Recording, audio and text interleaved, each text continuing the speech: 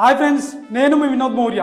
భారత రాజ్యాంగంలో article 25 to 28 right to freedom of religion అంటే భారతదేశ ప్రజలకు ఉండే మత స్వేచ్ఛ హక్కు గురించి వివరిస్తుంది. మీరు అనొచ్చు, అదేంటి భారతదేశం మత ప్రమేయం లేని లౌకిక రాజ్యం కదా అని.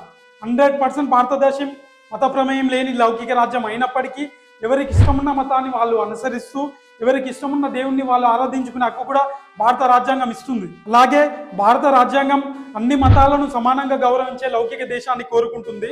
మరియు రాజ్యాంగం మతం దేవుడి కంటే మానవత్వానికి ఎక్కువ ప్రాధాన్యత ఇస్తుంది. భారత రాజ్యాంగం దేవుణ్ణే దైవంగా భావించి ఆరాధించే వ్యక్తిని, అసలు దేవుణ్ణే నమ్మని నాస్తికుని ఇద్దరిని సమానంగా చూడమంటుంది. అందుకోసం భారతదేశంలో అన్ని మతాల ప్రజలు సంతోషంగా ఉండాలంటే భారత రాజ్యాంగం పదిలంగా ఉండాలి. భారత రాజ్యాంగాన్ని మనం కాపాడితే మనల్ని, మన మతాలని భారత రాజ్యాంగం కాపాడుతుంది. రాజ్యాంగంలో ఆర్టికల్ 25 ప్రతి వ్యక్తికి ఫ్రీడమ్ ఆఫ్ రిలీజియన్ మత స్వేచ్ఛ హక్కుని ఇస్తుంది.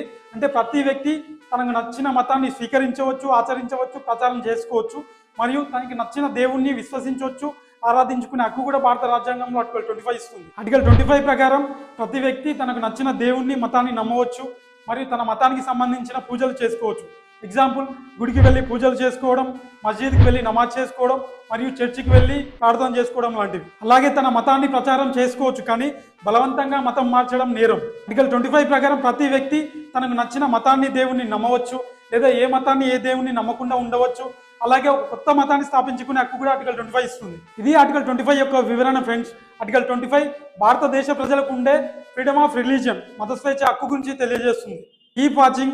Please do like, share and subscribe. Thank you friends.